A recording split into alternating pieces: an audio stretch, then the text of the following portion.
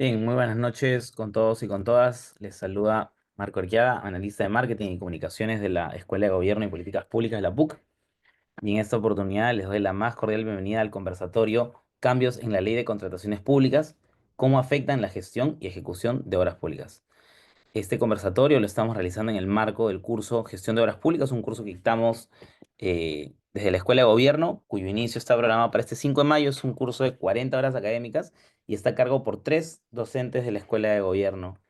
El profesor Mijail Vizcarra, que en este momento nos ha podido acompañar, pero están con nosotros la profesora María Fernanda Veiga y el profesor Marco Antonio Martínez Zamora. Bien, la profesora María Fernanda Veiga, para empezar con ella, es ingeniera civil por la Pontificia Universidad Católica del Perú, es colegiada, con diplomado en gestión de la construcción por la Pontificia Universidad Católica de Chile, es consultora del equipo técnico del Ministerio de Economía y Finanzas y responsable de la elaboración del reglamento de la Ley General de Contrataciones Públicas. Cuenta con experiencia en el sector público y privado en diversos programas de proyectos que superan los 8.000 millones de soles, brindando asesoría técnica en obras por impuestos e integrando la PMO para la implementación en contratos estandarizados NEC4. Por otro lado, el profesor Marco Antonio Martínez es abogado de la Pontificia Universidad Católica del Perú, cuenta con más de 25 años de experiencia profesional, habiéndose desempeñado, entre otros cargos, como vocal del Tribunal de Contrataciones y Adquisiciones del Estado, jefe de la Oficina de Promoción de Inversiones, de Salud, presidente del Tribunal de Disciplina Policial, así como asesor legal y consultor de diversas instituciones estatales y privadas. Actualmente el profesor Martínez se desempeña como árbitro, articulista y docente.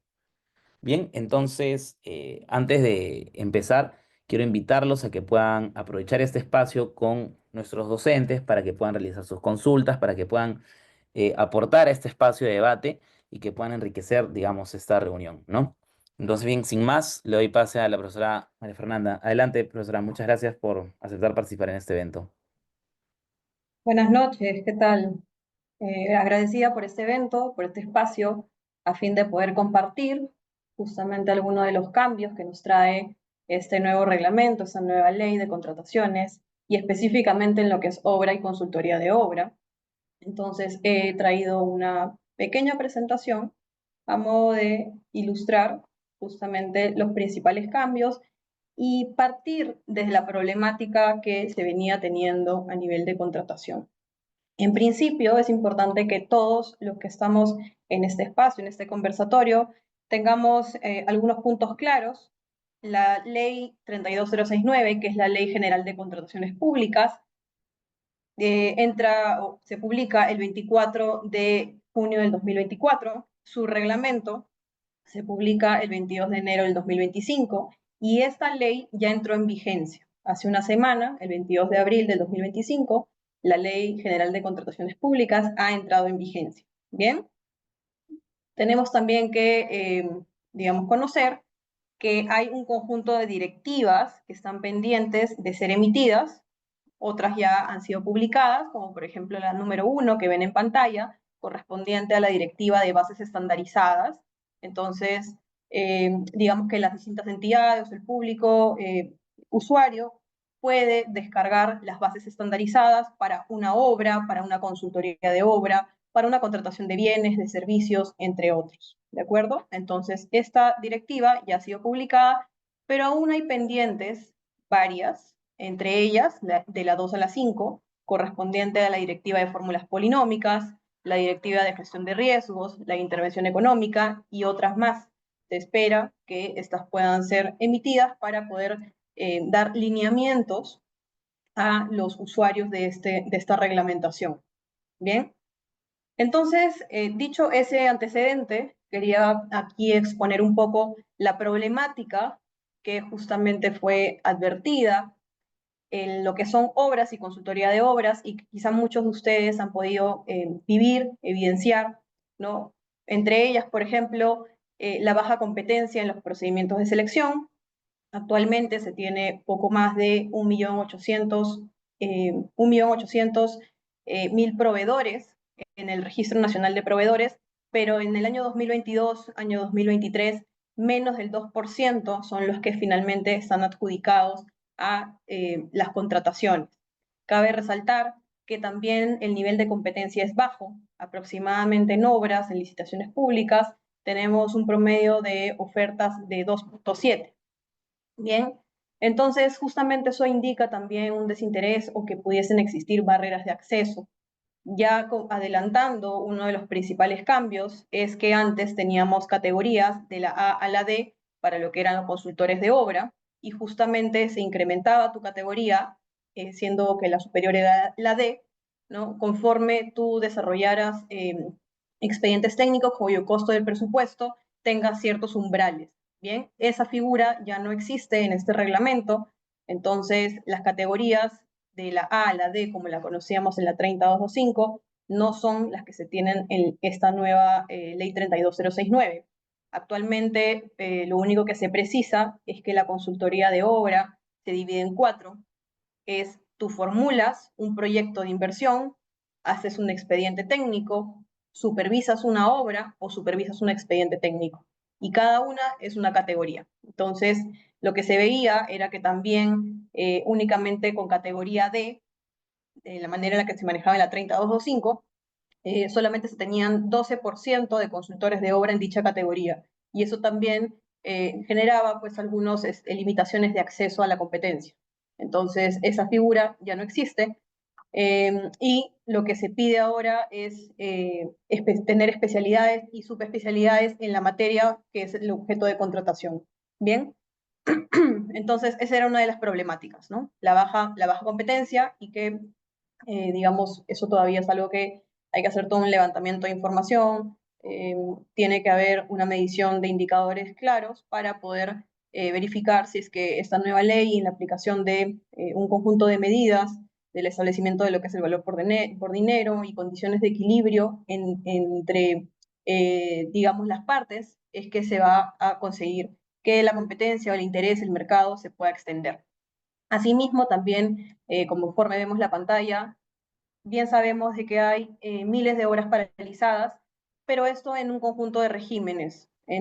Respecto a lo que es la ley de contrataciones y las obras que están paralizadas bajo este marco, son aproximadamente unas 700, 691, si mal no recuerdo. Entonces, esto justamente nos impide también poder cerrar las brechas. Hay una falta de gestión de riesgos. Teníamos una limitación respecto a lo que es la gestión de riesgos únicamente en el componente de expediente técnico, cuando esto debiese ser una variable, una arista integral en lo que es la contratación, ¿bien? Y en todo el ciclo de vida del proyecto. Limitaciones en la modalidad de pago.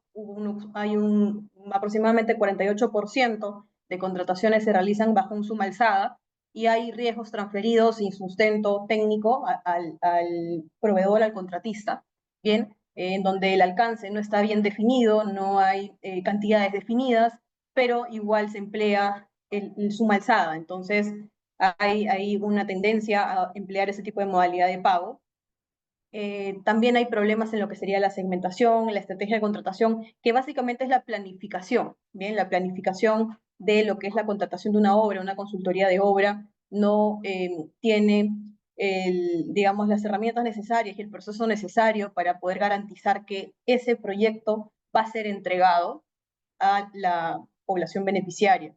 Bien, entonces esta etapa de planificación, digamos que ha tenido cierta omisión en lo que ha venido siendo la contratación pública.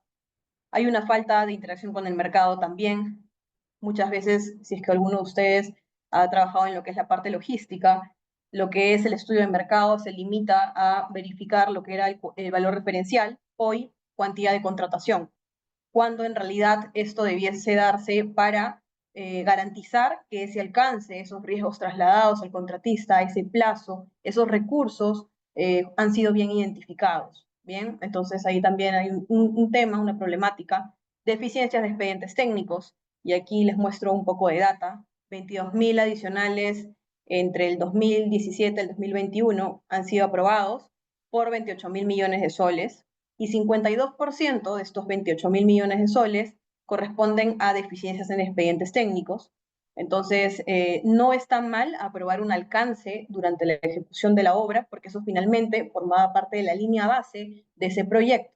Sin embargo, la oportunidad, ¿no? Por, digamos, los sistemas de entrega que venimos empleando, no es la adecuada y eso, aprobar un adicional ya sobre la marcha de una obra, desencadena en una aprobación de mayores gastos generales, ampliaciones, entre otros. ¿Bien? La falta de operación y mantenimiento, digamos que acorde a la data, y esto está incluso en la exposición de motivos de la ley, ¿no? 91% de hospitales no tienen la capacidad instalada adecuada, según la información que tiene MINSA. Entregamos proyectos, entregamos obras, pero durante la etapa de funcionamiento no se garantiza la adecuada operatividad. Entonces, eso también era una de las problemáticas, y este reglamento incluye un capítulo específico para lo que es la gestión de activos. ¿De acuerdo? Una gestión de activos integral correspondiente a lo que sería un facility management. Hay excesivas penalidades, que antes era 20% del monto del contrato, ahora baja a 10, ¿no? No se liquidan las obras y por ende también no se cierran en el banco de inversiones. Hay un empleo masivo en lo que es el solo construcción como sistema de entrega, y una data que les pongo en pantalla es que solamente 18 licitaciones públicas de 6.100, casi de 6.200, bien, entre el 2018 y el 2023, emplearon el concurso oferta o llave en mano, que en otros, digamos, regímenes lo conocemos como el diseño y construcción. Entonces, esto es una cantidad mínima, ¿de acuerdo? 18 de 6.200, es que definitivamente venimos trabajando con un sistema de entrega de solo construcción, y que ya hay mucha data a nivel internacional que indican de que este sistema no nos trae los mejores KPIs o indicadores de rendimiento en costo, plazo, en colaboración, en calidad y entre otros. Bien. Y bueno, también hay demoras en los expedientes técnicos, complementado con la calidad que he comentado hace un momento, ¿no? Comúnmente hay entidades que contratan el expediente técnico, pero no tienen revisores permanentes. Entonces, se generan bastantes prolongaciones, extensiones de lo que es el desarrollo del expediente técnico. Hay supervisiones duplicadas porque, si bien puede que haya un supervisor externo, la entidad vuelve a revisar esa información. Entonces no hay una clara, digamos, no hay un rol y una responsabilidad clara para lo que son estas revisiones. Entonces, hasta aquí quería mostrarles un poco lo que es la problemática. Bien, y rápidamente, ¿no? Lo que este reglamento y esta ley incluyen es un mayor soporte a lo que es la parte de la planificación. La parte de planificación y la contratación tiene tres estadios, tres fases: son las actuaciones preparatorias, la selección y la ejecución contractual. En lo que es la actuación preparatoria, que es la planificación, eh, tenemos todo este proceso que estoy mostrando en pantalla. Se segmenta, y esto lo podemos ver mejor en esta siguiente lámina, ¿no? Tú segmentas si tienes una obra, una consultoría de obra básica o avanzada. No es lo mismo que hagamos un tramo de veredas bastante limitado, supongamos en 2 cuadras, que hacer una carretera central. El tratamiento es distinto. Entonces, en el reglamento, acorde a esta distinción de si es una obra básica, una obra avanzada, es que enfoca lo que es la gestión de riesgos, enfoca lo que es la interacción con el mercado, entre otros. Bien, entonces la importancia de segmentar es justamente para las etapas posteriores que se pueda gestionar de manera distinta. Definitivamente un proyecto estratégico, y como ven en pantalla, que es más complejo, que es más innovador, donde la entidad no tiene experiencia, donde en procedimientos pasados se verifica que la participación del mercado ha sido baja, ¿no? O si viene de un saldo de obra, entonces esto es una contratación avanzada, ¿de acuerdo? Pero esas son las variables que toma en consideración. Entonces, esa es la primera etapa, ¿no?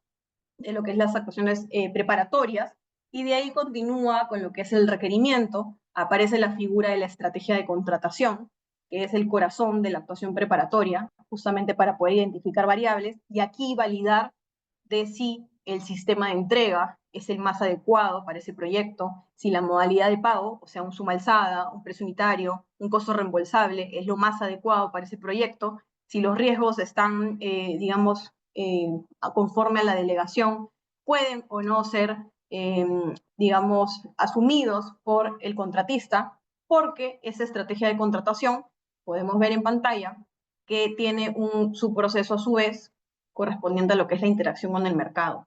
Entonces aquí es que Se usan distintas herramientas, el reglamento lo establece, hay distintas herramientas para poder efectuar lo que es la interacción con el mercado, como, digamos, hacer roadshows, hacer reuniones uno a uno, y entre otras, que también, según el reglamento, va a ser complementada con guías.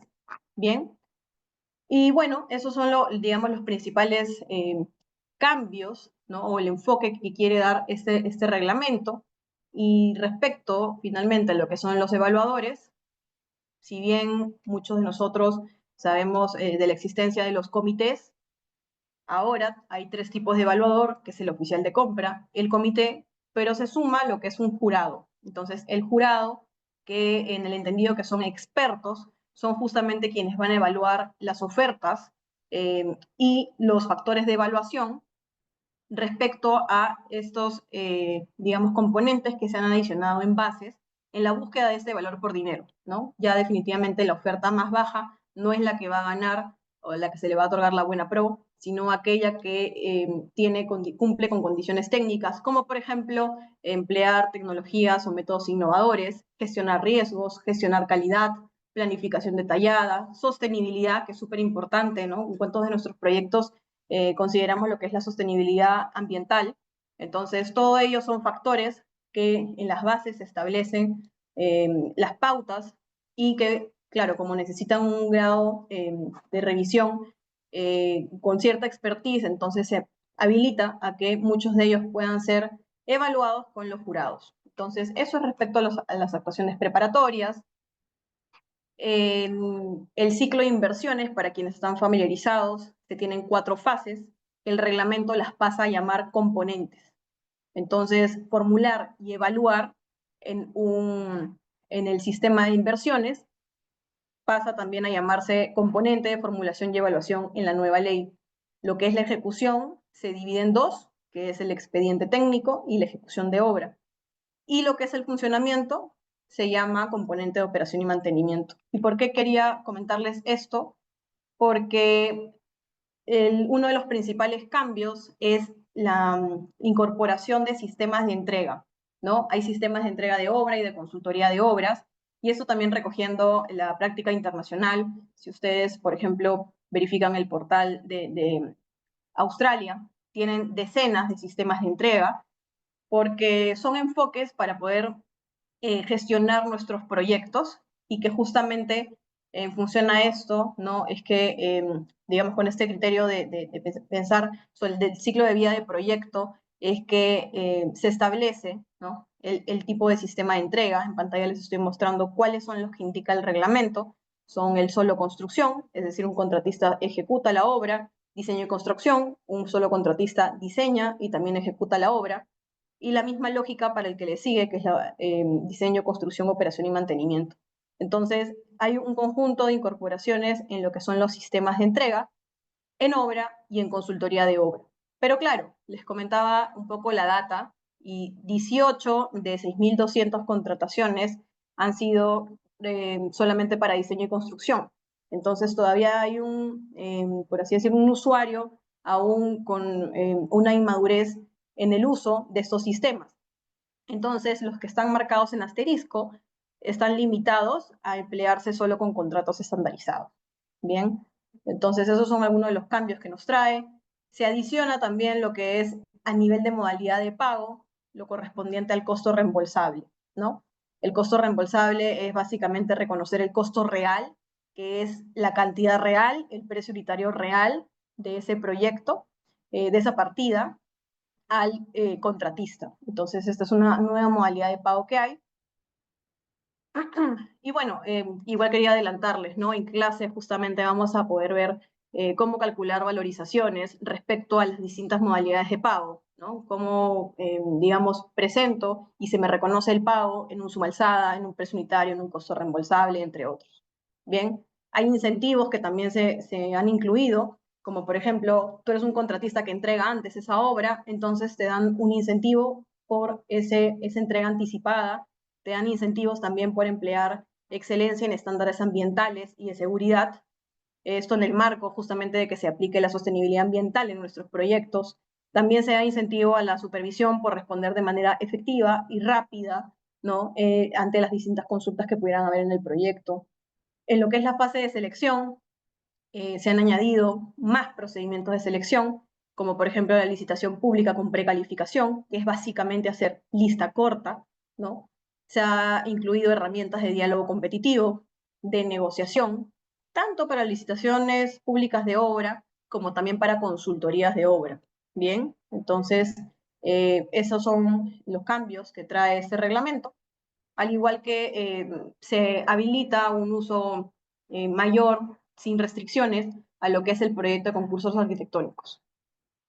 Y en la ejecución contractual, ¿no? Se establecen roles, aparece la figura del coordinador de proyecto, que puede ser para una obra, para una consultoría de obra. Estos son de la entidad contratante, entonces tenemos estos dos nuevos roles en lo que es el reglamento. Bien, se habilita también incluye un capítulo de lo que es el expediente técnico de obra, porque como hemos visto, hay bastantes deficiencias y hay demoras. Entonces, lo que el reglamento plantea son algunas directrices respecto a que, en principio, y podemos iniciar en la tabla con el punto último, hay plazos de revisión y hay plazos de subsanación en los entregables, para tener esa predictibilidad de la línea base de este plazo que tiene el proyecto, que tiene el desarrollo del diseño. Entonces, ahora las partes están obligadas, sobre todo la parte revisora, a tener un plazo de revisión máximo. Se incluye una vez más, ¿no?, que en el expediente técnico tiene que indicarse o precisarse o analizarse el proceso constructivo, la eficiencia constructiva, la sostenibilidad. Y bueno, aquí en el primer puntito, ¿no?, nos indica de que el expediente tiene que guardar coherencia con lo que has formulado, con esos alcances, con los parámetros, con lo que has declarado la viabilidad. Entonces, eso también para marcar la línea de que hay expedientes técnicos deficientes, sí, pero digamos que la raíz del problema viene desde la formulación y evaluación, desde que hacemos una ficha técnica deficiente y que establece metafísicas que no son las adecuadas, plazos y costos también subestimados. Entonces, eh, marca un poco la línea, el reglamento en ese aspecto. Bien, se incluye lo que es un adelanto por avance. Este es un adelanto nuevo para las obras.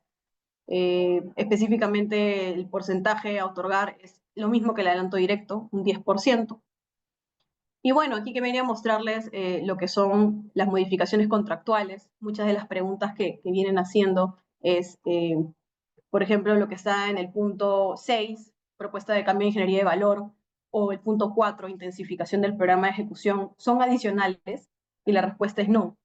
Tenemos un conjunto de modificaciones contractuales en este nuevo reglamento que no son adicionales, son figuras particulares.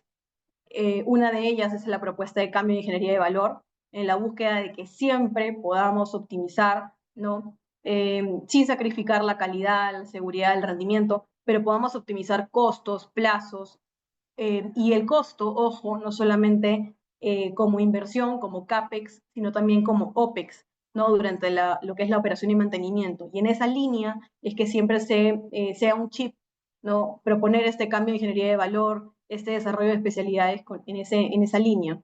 Entonces, esa es una figura nueva que trae el reglamento, y otra que también incluye son las técnicas de compresión de cronogramas. Entonces recoge lo que es la ejecución rápida o fast track, que ahora está bastante abierta para su uso, y también incluye lo que es la intensificación para poder comprimir cronograma.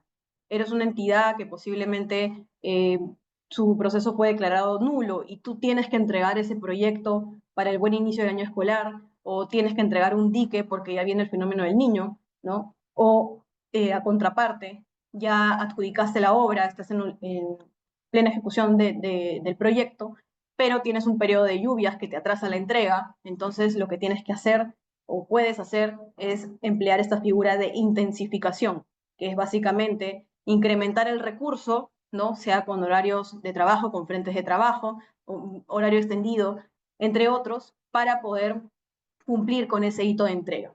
Entonces, esos son algunos de los puntos.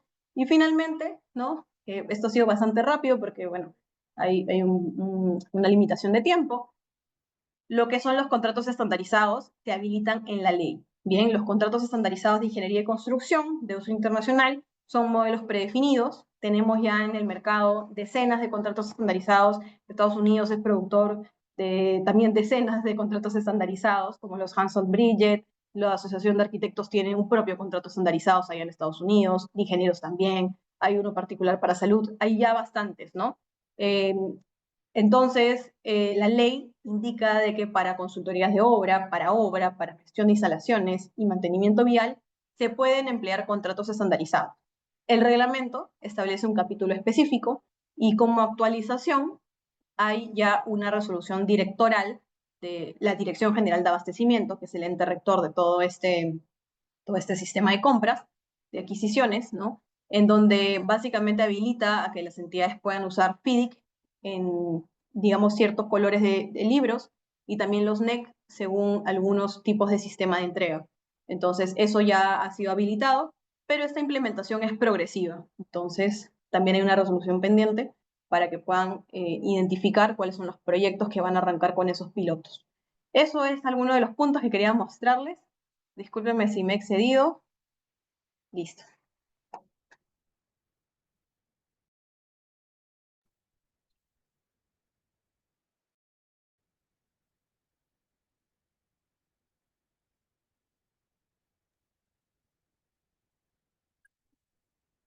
Bien, buenas noches. Creo que me toca intervenir a mí en este momento. Solo quiero una pregunta para mi predecesora, para la ingeniera Vega, por favor.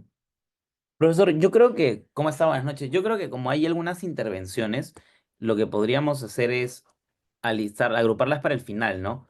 Ahorita como son 7:46, yo creo que tenemos como 12 minutos más o menos para su presentación, profesor. Disculpe, lo que pasa es que el tiempo se nos ha quedado un poco corto, ¿no? No hay ningún problema. Y ya de ahí damos respondemos un par de preguntas y de ahí pasamos con la exposición comercial, profesor. Sí, perfecto. Sí, sí, en realidad, ante todo, muy buenas noches con todos.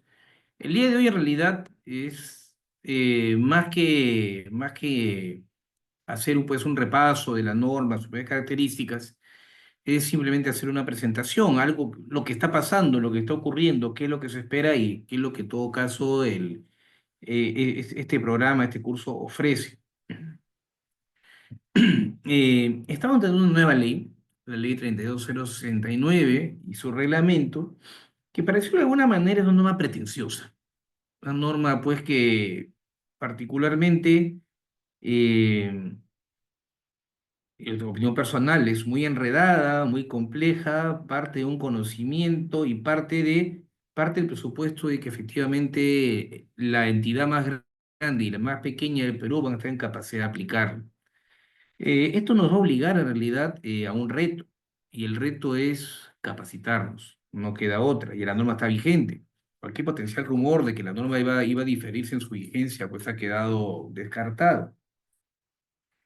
Bien, esta norma tiene algunas características, pero para la crítica siempre hay que entender que estamos ante una búsqueda constante de una mejor forma de contratar, una manera más eficiente, y a diferencia de otras ramas del derecho, esta área, la de contratación pública, es muy cambiante. O sea, no nos imaginaríamos que el Código Penal, que el Código Civil cambien pues cada 3 4 años, cada 2 años, cada año inclusive, pero es la realidad lo que tenemos en tema de compras públicas. De hecho, esta última norma, la que ha sido sustituida, la 3225, con todos sus cambios, si bien se dio y si bien entró en vigencia en enero del 2016, tuvo dos cambios muy fuertes, el 2017 y el 2019, y algunos cambios menores. Bien, de hecho, no sería raro que tengan cambios sustanciales ya en esta nueva norma en poco tiempo. Entonces sí hay que estar preparados para eso, porque en realidad el tema es la búsqueda de una mejor manera de contratar y de usar los recursos públicos.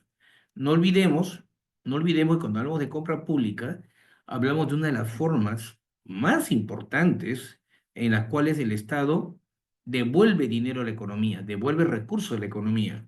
Claro, el Estado puede pagar deuda externa o interna, el Estado puede pagar remuneraciones a su personal, lo cual está bien, obviamente, pero donde más retorna, donde se nota el impacto económico del Estado es cuando actúa como comprador de bienes, como contratante de servicios o como ejecutor de obras. Entonces, estos recursos también tienen una doble finalidad. Claro, por un lado, cumplir con la finalidad pública propiamente dicha, para qué estoy contratando, pero también tiene un efecto redistributivo, que no debemos olvidarnos, y que es una parte sustancial. Por eso debemos preocuparnos cuando se reduce el número de proveedores o cuando se reduce el número de proveedores nacionales, como ocurre con el tema de obras. En este caso, creo yo, por un régimen sancionador draconiano, excesivo, que primero pues la represión, la venganza en lugar de la educación o la prevención o la disuasión.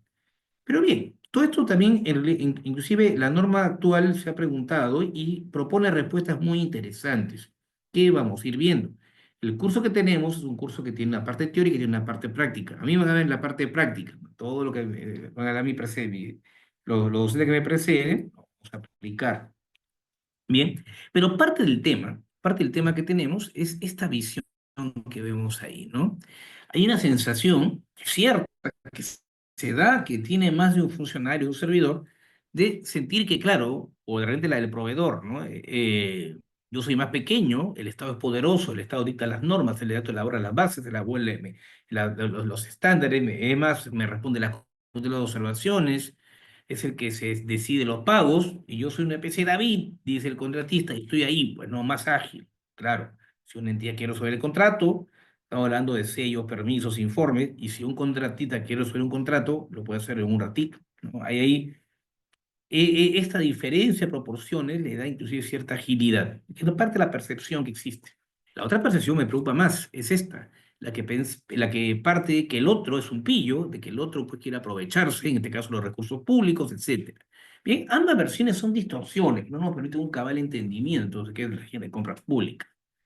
Bien, ahora, para entender el tema de la vigencia, ojo, no es que mañana todos nuestros contratos o desde el día 22 todos nuestros contratos se rigen pues por la nueva norma. En principio es solo que se van convocando. Sí entiendo, ya me han comentado que en estos días, del 22 para hoy, que es 29, hay muy poca convocatoria, porque todavía hay un periodo de ecuación que le decía, justamente por este enredo, por esta pretensión de la nueva norma. Yo creo que ha exagerado en varios sentidos en el uso de términos, el uso de conceptos, en la intervención de figuras nuevas y un adecuado colchón de adecuación progresiva. Pero sí, tarde o temprano, más temprano que tarde, porque igual tenemos que adquirir, tenemos que adecuarnos. Bien, pero importante comentarles que recordar, ustedes ya conocen esto, que en realidad toda vigencia, toda norma rige para los nuevos procedimientos. Los antiguos van a seguir todavía con la anterior, las anteriores disposiciones. Y ya que hablaba de términos, sí, pues en este caso hemos tenido hay un afán refundador. Parece que les gusta cambiar los nombres para que todo quede igual, o para que cambie, pero no sé por qué cambian algunos nombres que no tienen sentido. Ahora el OCE, que antes fue con su CODE, ahora se va a llamar OS, ¿cierto? Organismo especializado para las contrataciones públicas eficientes. Y si no fueran eficientes, ¿no debo presuponer yo que toda compra es eficiente o tenía que mantener la E al final de la sigla? Por ahí, ¿no? La DICOP, ¿no? Dicen que no es el SEACE, pero por ahora es el SEACE, ¿no? Va a ser un SEACE con esteroides, un SEACE fortificado que va a tener más cosas, ¿no?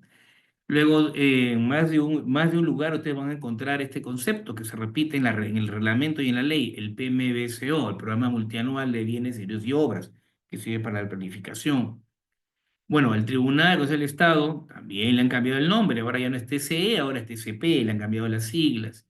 A las entidades, ahora que llaman las entidades contratantes. Antes se entendía que las entidades eran las entidades públicas, ¿no es cierto? Ahora hay que llaman entidades contratantes. Bien, la DEC ahora es la dependencia que hará las contrataciones, ya no es la OEC, y así seguimos con varios términos más, ¿no? Hay términos, de hecho, un punto bueno es que el reglamento ha incorporado otras definiciones que se mencionaban libremente en la ley y uno decía, oye, está bien, si yo trabajo en una municipalidad, no tengo que manejar todos los términos, somos cuatro personas que estamos aquí, distinto de una entidad más compleja, evidentemente. Pero bien, bien, el ámbito de aplicación, ya lo sabemos, básicamente es todas las contrataciones y en este caso sí hay un afán conglobante universalista.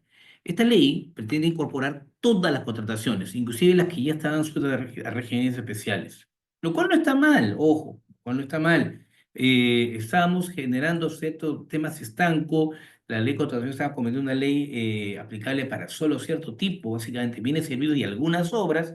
Esta norma lo que busca es recuperar nuevamente la unidad de la contratación pública. que se había visto afectada sobre todo en el tema de obras con todos los regímenes especiales o las modalidades especiales de contratación. Inclusive aquí ya oficialmente se incorpora a lo que se llaman ahora contratos menores, que son los contratos de 8 UITs, bajo ciertas reglas más flexibles, evidentemente, pero también se lo está incorporando.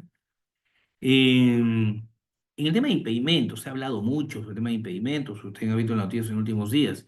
Yo creo que es más racional el régimen de impedimentos. De hecho, desde algunos años se ha estado tendiendo hacia una racionalidad. Eh, Ustedes deben recordar, en las primeras disposiciones que se aplicaron sobre esta materia, hubo un evidente exceso, porque se trasladaron los impedimentos matrimoniales a la concesión con el Estado, ¿no? Por ejemplo, hasta el año 2000, hasta el año 2016 no se podía contratar si un primo hermano tenía un cargo de relevancia. Yo le digo sinceramente, ¿quién conoce a todos sus primos hermanos? Yo en mi caso particularmente no. Pero claro, esto se ha ido corrigiendo y ahora hay un debate por poder del Estado. Es en el poder del Estado tal, el impedimento se reduce a ese poder del Estado. Usted lo comentaba esto por el tema del Congreso, que en realidad más allá de que pueda tener un impacto político, yo creo que es un intento saludable de racionalizar los impedimentos. Tema que también comparte el Tribunal Constitucional cuando se dijo que, ojo, los impedimentos están mal planteados porque están partiendo de una presunción de culpabilidad, están partiendo de una presunción de mala actuación. Hay que buscar otro mecanismo. Aún no se encuentra, pero se está en esa búsqueda aparentemente. Bien, el RDP tiene ahora ciertas complejidades, ¿no? No vamos a entrar ahora por un factor de tiempo, como dices, es una gran, una pasada general. Tenemos, como siempre, y esto es la Constitución, y no puede cambiar, la LP y el concurso público, y tenemos las modalidades abreviadas. La LP abreviada, el concurso público abreviado y modalidades especiales, ¿no es cierto? Y luego tenemos procedimientos no competitivos, donde están, pues, la contratación entre entidades y todo lo que llamamos hasta ahora contratación directa. Hay temas interesantes que quisiera recalcar. Uno de ellos, por ejemplo, es el tema del régimen de sanciones. Ley de sanciones ha establecido ciertos cambios, creo yo también racionalizando, tratando de incentivar el tema básicamente de la prevención y la disuasión antes que la venganza, porque recuerdo que es un tema de finalidad pública, y el reglamento comete unos excesos, también se lo conversamos en su momento, ¿no? El reglamento creo que ha ido más allá de la ley inclusive y ha reinstaurado algunas limitaciones, pero lo que siempre he sembrado como una idea, como es el tema del día de hoy. Eh, Bien, pero en general hay un sistema muy interesante que diferencia el caso de las MIPES, que permite ciertas redenciones, que hace un regreso del derecho sancional administrativo, del régimen de sanciones del OCE al administrativo, ¿no? Hay un tema que son bastante saludables. Yo veo como un conjunto de buenas intenciones. Y en cuanto a la ejecución contractual, que es un poco lo que nos compete, lo que nos interesa en este caso, también existe la misma preocupación de reducir anteriores excesos. Por ejemplo, el tema de la penalidad. La penalidad, anteriormente, cuando se creó el régimen de contratación pública tal como lo conocemos en el año 98, tenía ciertas limitantes. La idea era que las penalidades en conjunto no podían superar el 10%. ¿Por qué? Porque el 10% es la utilidad estándar. El 10% es aquello que racionalmente gana un contratista. Entonces, si yo iba más allá, ya le estaba castigando no con su utilidad, con su costo directo y generaba enriquecimiento sin causa. Punto. Por ahí va el asunto. Sin embargo, en el año 2004, cuando se hizo la reforma en el año 2004, como casi nadie usaba de manera conjunta la penalidad por mora y las otras penalidades, lo que se hizo fue subir cada una 10%. ¿Por qué? Porque muy rápidamente, como cada una era 5%, muy rápidamente llegaba al 10%, al 5%, perdón, y muy rápidamente estaba en causal de resolución. Y como algunos funcionarios no estaban obligados, pero por temor al auditor, resolvían contrato y se frustraba la finalidad pública. Entonces él dijo, ¿sabe qué? Cada una puede llegar al 10%. Lo que no se sabía en ese momento es que luego hubo una explosión de otras penalidades en conjunto con las penalidades por mora y teníamos casos donde al contratista le aplicaban 10 más 10 y encima le reducían el contrato más 10 por su fiel cumplimiento. Hay un tema saludable en este caso, que manteniendo la estructura y las creencias principales del tema de penalidades, hoy en día en conjunto ambas penalidades no pueden pasar del 10%. Una podría ser 9% y la otra 1, o una 10% y la otra nada. Bien, pero en conjunto las dos no pueden ir más del 10% porque estoy tomando el costo directo al contratista. Es un tema básicamente de racionalidad normativa. Y bien, no hay muchos temas en tema de ejecución contractual que mantienen buena parte del esquema con pequeñas precisiones que iremos viendo seguramente. ¿No es cierto? Un tema interesante es que si el contrato no se firma, antes se llamaba el segundo y a nadie más. Ahora se llama al segundo, al tercero, al cuarto, al quinto, hasta que alguien firme el contrato. Realmente, si el postor es calificado como válido, se entiende que podría ser igualmente apto. Bien, creo que ya me pasé el tiempo, solamente un temita. Hay un tema muy interesante en el tema de adicionales. Hoy en día se está empoderando más a la entidad para que pueda tomar decisiones en obras de hasta el 30% del valor y solo luego entraría a la Contraloría con el límite de siempre. Bien, bueno, ya lo demás creo que estoy un poquito excedido de tiempo, así que nos quedamos en eso y nuevamente encantado de sobre cualquier puntual pregunta que pudiera darse, siempre bajo la revisión de esta pasada general. Y solo para acabar, uno de los grandes temas en contratación pública es el tema del pago. Hoy en día hay un tema que yo creo que vamos a tener que ajustar los sistemas administrativos porque efectivamente no pagar luego la conformidad va a generar responsabilidad administrativa. Y si además el contratista ha iniciado acciones para que le paguen, va a ser infracción muy grave. Mi temor es que esto implique demoras para dar las conformidades. Yo creo que acá debería ser conformidades hacia la automatización de la conformidad, como alguna vez se pensó en la primera gran reforma, el primer se hace allá por el año 2004. Bien, como digo, estoy terminando, no me quiero exceder y nuevamente muchas gracias a todos. Perfecto. Profesor, muchas gracias y disculpen también, por cortarlo en ese momento. No sé si desean quizás responder alguna de Jesús Chaiza pregunta, ¿qué herramientas da el OS para identificar los impedimentos? Y también hay otra pregunta de Jonathan Rivera que podríamos responder antes de finalizar, que es, ¿esa intensificación estará sujeta a adicionales o cómo se aplicará? Creo que esa pregunta era para la profesora María Fernanda Veiga. Sí, bien. Respecto a lo que es la intensificación, esto no se configura como un adicional, son modificaciones contractuales distintas, ¿de acuerdo? Entonces, en principio, para poder tener una intensificación, lo que se requiere es una necesidad de poder comprimir ese cronograma, de comprimir ese programa de ejecución. Si es que el proyecto, por necesidades y riesgos potenciales, como por ejemplo riesgos sociales, ¿no? Requiere hacer una entrega temprana de ese proyecto. eh, Imaginemos, ¿no? Tenemos un proyecto de 360 días y se requiere que este se entregue en 300 días, entonces hay una necesidad.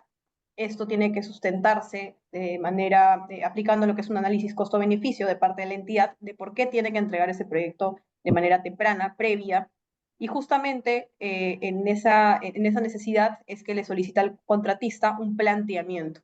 Y el contratista lo que hace es justamente analizar el programa de ejecución, plantear una estrategia respecto a la habilitación de más frentes de trabajo, por ejemplo, una grúa torre adicional en obra, un horario extendido. Entonces, ¿qué planteamiento es digamos, el más adecuado para poder generar esa intensificación? Entonces, esto finalmente es un acuerdo entre partes, pero que nace de esa necesidad, quieren un mayor detalle del mismo, ¿no? Esto lo pueden encontrar específicamente en un artículo que se ha incluido, que es el 191. Es una modificación contractual que no es un adicional y tampoco, según los porcentajes que indica la ley del 50% de incremento por adicionales, no está supeditado por ser una modificación distinta. Bien, eso en respuesta a Jonathan Rivera. Y bueno, la de impedimentos, brevemente, quizá ahí me complementa un poco Marco. Respecto a lo que son los impedimentos, en principio, ya que se han publicado las bases estándar, en esas bases hay un anexo de declaración jurada, en lo cual los participantes deben llenar si es que tuviesen algún impedimento o no, ¿no? Una declaración de no impedimento. Y claro, esto está sujeto a la evaluación que efectúa la DEC una vez otorgada o suscrito el contrato. Entonces, eso es algo que también, como verificación posterior, va a constatarse.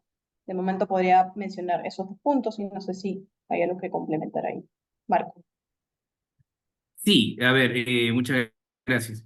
Efectivamente, creo que la pregunta de Jesús Chaiza iba por el lado de si yo soy consultor, ¿cómo luego puedo participar como supervisor? Hay un impedimento que es que está impedido contratar con el Estado a aquel que ha participado en la definición de las características y las necesidades de la contratación. Claro, si yo he hecho el expediente, entonces, ¿cómo luego podría contratar con la supervisión? Antes había una exención expresa para eso, yo no la he visto ahora. Ahora, ojo, esto es para el postor, no para el personal. Todo impedimento es para el postor y no puede ir más allá de lo expresamente restringido, ¿no? Yo creo que con eso un poco lo ayudamos en su consulta. Eh, También aprovecho porque he visto que hay otra pregunta también de Jesús Chaiza que dice qué herramientas de Dios se puede identificar los impedimentos. Bueno, hoy en día se cruza bastante información. De hecho, un tema curioso es, yo el día sábado pasado me tocó hablar para un evento académico sobre el tema sancionador, justamente la nueva ley, y revisando las infracciones, sí, tradicionalmente en los últimos años la más grave era la de falsedad o la de inexactitud en todo caso. Sin embargo, para mi sorpresa, en marzo, cerca de la mitad de las sanciones han sido por impedimentos, contratando estando impedidos, porque ahora los mecanismos de cruce de información entre registros públicos, SUNAT, SUNAR, entonces permiten una mayor detección del tema, y también por eso, obviamente, debe haber una mayor racionalidad en estas limitantes. Y ya, bueno, ya que estoy respondiendo aquí, había un tema de pagos. Ojo, yo me refiero a los pagos finales. Sí hay pagos con conformidad, con variaciones que pueden demorar más, hay un tema presupuestal. Ahí siempre me preocupa y de repente aquí nuestra docente ingeniera puede ayudarnos a responder el tema, pero hay un tema efectivamente de presupuesto, regímenes de pagos, pero de pago final nos quedamos chicos, ¿no? Los 60 días. Yo he visto casos que conformidad y todo no le pagan en años, inclusive, ¿no? Es más, no pagan inclusive con laudo ya resuelto a favor, ¿no? O sea, hay un tema muy complejo en el tema de pagos y en el fondo lo que está haciendo es ahuyentar a los mejores proveedores. A este paso nos vamos a quedar solamente con aquel que no tiene otra opción que vender al Estado, porque no le puede vender a un privado. Y hay un problema muy fuerte en este tema, ¿no? En realidad, esta huida, lo que decía justamente María Fernanda también en su exposición, era que tenemos pocos postores, porque muchos hoy en día no están interesados, porque el Estado se ha vuelto muy complejo, muy difícil, muy duro de contratar. Y si yo tengo opciones para contratar en otro lado, prefiero contratar en otro lado. O sea, hay que hacer algo para volver a jalar al mejor proveedor, al mejor proveedor de un servicio, de un bien, una obra, nuevamente al lado de la compra estatal, que es bien manejada y totalmente atractiva. Hablamos de recursos pues, de los más ingentes. El Estado, no solo del Perú, cualquier país del mundo, cualquiera sea el régimen, más de izquierda, más de derecha, si es diferente, el Estado es el mayor comprador en cualquier parte del mundo. Sí, Marco, quizá complementando lo de los pagos. En efecto, eso es un desincentivo para la participación de más empresas, ¿no? En los procedimientos de selección, de contratación con el Estado. En las que es las valorizaciones, hay algunos cambios que trae este reglamento. En principio, ahora también se habilita la opción de tener una valorización en lo que es el componente de diseño, de elaboración de expediente técnico. Eso en el caso de un diseño y construcción. Como segundo punto, se establece también de que la valorización tiene que ser pagada en el mes que es presentada y de haber observaciones, ¿no? A la subsanación de las mismas tiene que efectuarse el pago que no está cuestionado. Si tenemos una valorización de 2 millones de soles y la observación que efectúa la entidad, la supervisión, fuese únicamente por 400.000, el saldo de 1.600.000 tiene que ser pagado y eso lo establece el reglamento como tal. Un tercer aspecto es que en lo que es la suspensión, antes el contratista podía suspender la obra si es que tenía 3 valorizaciones impagas, eso ha bajado a 2, ¿de acuerdo? Entonces ahí también tenemos esta modificación como tal. Cuarto punto son los mayores metrados. En lo que son los mayores metrados, antes se tenía que tener una resolución de la entidad para poder pagar, así sea, 10 metros cúbicos más de excavación. Y eso era bastante tedioso. Esto ya no es así. conforme lo que indica el reglamento, ya no se necesita una resolución. Esos mayores metrados, mes que ejecutas, en la valorización del mes lo presentas y esto lo analiza la entidad en el plazo que mencioné en este primer punto, ¿no? O sea, en el mes de presentado es que ese mayor metrado tiene que ser revisado y pagado. Entonces, ahí hay también una mayor agilidad en los contratos que tendrían la modalidad de pago de precio unitario o de costo reembolsable o de esquema mixto. Entonces, son algunas de las consideraciones. Pero claro, este es un punto bastante complejo y lo importante, algo a mí que me gusta, por ejemplo, de la plataforma de contrataciones que tiene Chile, es que cuando tú ingresas a los procedimientos de selección y ves el nombre de la entidad, ahí sale cantidad de reclamaciones o atrasos en pagos, ¿no? Entonces uno puede verificar esa entidad que viene atrasándose con 20 pagos o si paga al día. Entonces eso también sirve como incentivo para participar de parte de los distintos proveedores y da justamente evidencia, es trazable, es transparente dicha información. Entonces, sí considero de que hay herramientas que también debiesen implementarse. Justamente este sistema de transparencia en los pagos se establecen las disposiciones del reglamento, pero claro, como todavía existe una progresividad en lo que es la implementación, pues no lo vamos a ver este mes y posiblemente este año. Bien.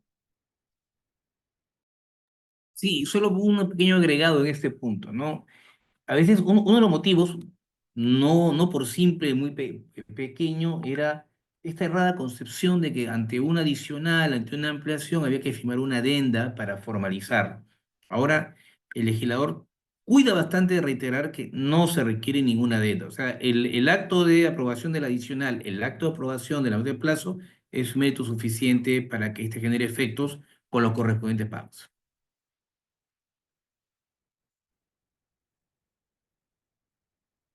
Sí, no hay problema, Marco. Ujú. Bien, listo, profesores. Entonces, nuevamente agradecerle a ambos por esta exposición, por este conversatorio. Como les comenté al inicio también a todos los participantes, este conversatorio lo estamos realizando en el marco del curso Gestión de Obras Públicas, que es un curso que ustedes son dos de los tres docentes que dictan, que componen la plana docente del curso. Así que nuevamente agradecerles. Ahora quiero darle pase a Kelly Camones, quien es asesora comercial del curso y les va a dar un poco más de información sobre los horarios, la inversión económica, entre otros. También aprovecho en agradecerle a las personas que nos han estado haciendo sus consultas en vivo, Stephanie, Jonathan, David, Rommel, Gerardo, Jesús, etcétera, ¿no? De hecho, estas consultas aportan bastante a la discusión y sobre todo la enriquecen mucho, ¿no? Bueno, muchas gracias, María Fernanda, muchas gracias, profesor Martínez. Entonces, adelante, Kelly. Buenas noches, estimados participantes. Reiteramos el agradecimiento por su participación en nuestro conversatorio Cambios en la Ley de Contrataciones Públicas. ¿Cómo afectan la gestión y ejecución de obras públicas? Que se lleva a cabo en el marco de convocatoria de curso de capacitación Gestión de Obras Públicas, que está por iniciarse el 5 de mayo. Nos gustaría comentarles que nuestro curso se dicta en modalidad a distancia, cuenta con 40 horas académicas y tiene un descuento por pronto pago hasta el 2 de mayo.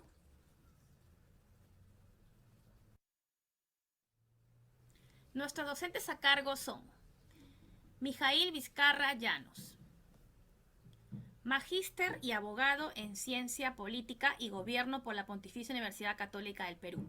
Se ha desempeñado como miembro del Consejo Directivo de Organismos, supervisor de las contrataciones del Estado, OCE, director de adquisiciones de la Dirección General de Abastecimiento del Ministerio de Economía y Finanzas, como también fue responsable de la implementación del Sistema Nacional de Abastecimiento en el Ministerio de Economía y Finanzas.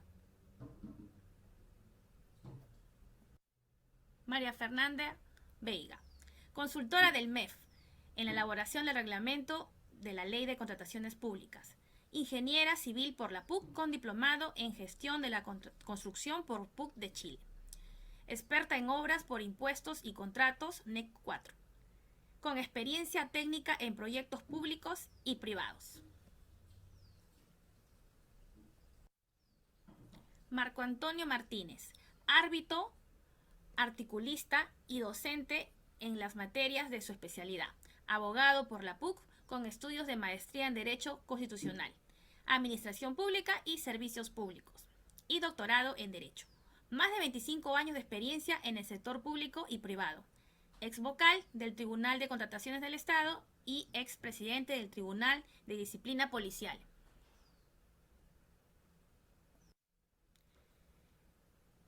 ¿Qué aprenderás del curso?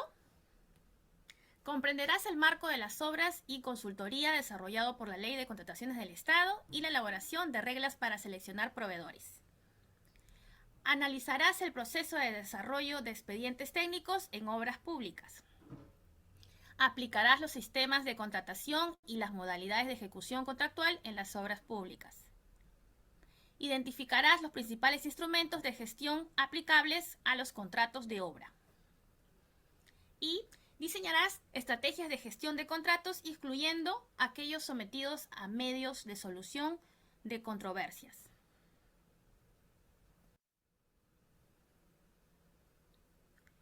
La propuesta académica del curso de capacitación Gestión de Obras Públicas, con un total de 40 horas académicas, 32 horas sincrónicas en vivo y 8 horas asincrónicas. En el slide presentado podrán observar el contenido temático del curso de capacitación. Del mismo modo, estamos dejando en el chat el link del brochure.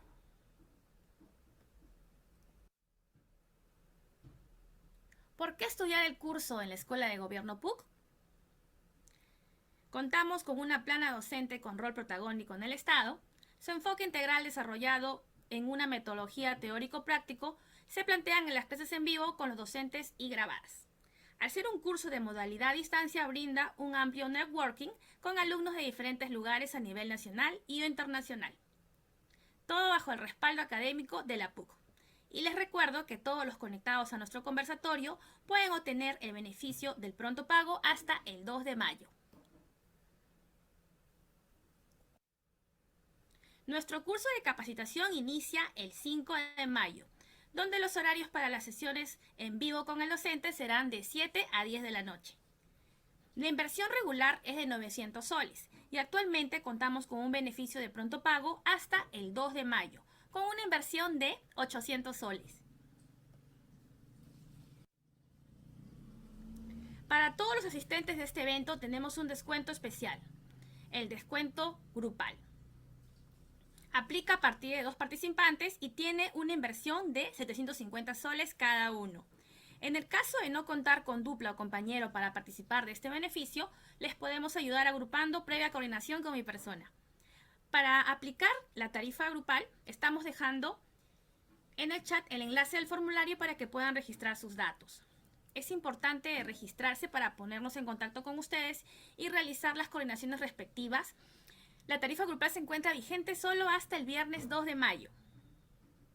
Las consideraciones son: la tarifa grupal aplica solo a partir de 2 personas o más, no válido para órdenes de servicio y está sujeto a previa evaluación del área responsable. En caso de dudas o consultas pueden comunicarse al 961-866-353 o al correo asesoría.egov3@puc.edu.pe. El acceso directo a nuestro canal de WhatsApp lo estamos dejando en el chat. Muchas gracias por su gentil atención y los esperamos en nuestro curso de capacitación Gestión de Obras Públicas.